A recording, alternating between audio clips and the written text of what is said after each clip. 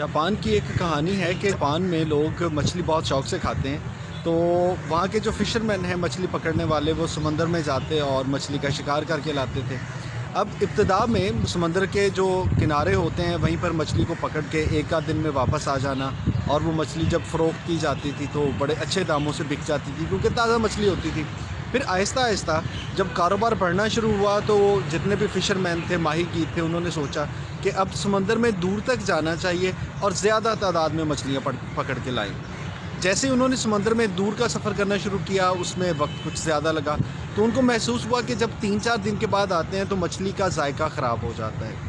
अब इसका हल यकीनन यही निकलना था कि हम फ्रीज़र का इस्तेमाल करें, और मछली पकड़ने वाले जो हैं वो अपनी कश्तियों में बड़े बड़े फ्रीज़र रखें जिसमें जो भी मछली पकड़ी जाएगी उसको स्टोर कर लिया जाएगा। ये काम करना शुरू कर दिया गया।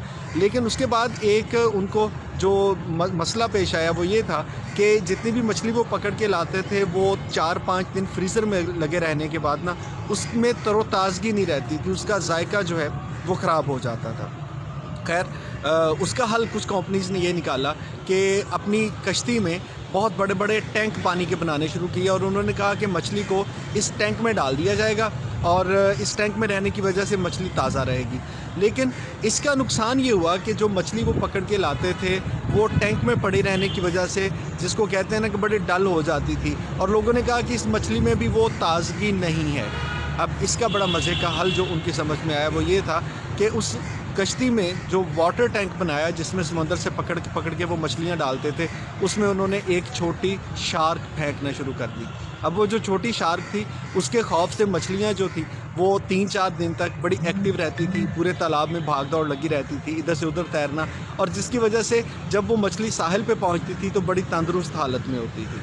अब कहने को तो ये एक कंपनी की कहानी है, लेकिन मुझे लगता है कि हमारी ज़िंदगी के भी कई ऐसे चैलेंजेस होते हैं कि जो हमें बड़ा एक्टिव रखते हैं, और ख़ास तौर पे अगर ज़िंदगी में कुछ चैलेंज ख़त्म हो जाए तो आप बड़े डल हो जाते हैं, आपके पास करने को कुछ नहीं होता। सो ये जो चैलेंज हैं अगर आपकी लाइफ में हैं तो समहाउ ये आपकी ज़िंदगी को खूबसूरत बनाने में, आपको एक्टिव रखने में, आपकी एनर्जी को बरकरार रखने में और भरपूर तौर से ज़िंदगी को एंजॉय करने में बड़े फ़ायदेमंद साबित होते हैं। सो आज के बाद कोशिश करें कि चैलेंज कोई भी आपके सामने हो उससे आप ना घबराएं, बल्कि उसको ये समझें कि अगर ये नहीं होगा तो मेरी ज़िंदगी बड़ी बेरंग सी हो जाएगी। सो face the challenges with all the courage. Thank you very much.